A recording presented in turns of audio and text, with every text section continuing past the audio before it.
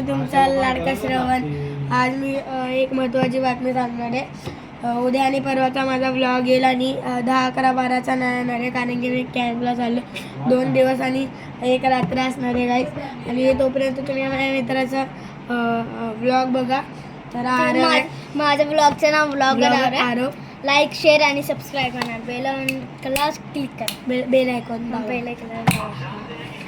आणि गाईज आता शनिवारी आमचा व्लॉग येणार आहे ह्याला कबड्डीचा, तर तुम्ही नक्कीच बघा त्याला.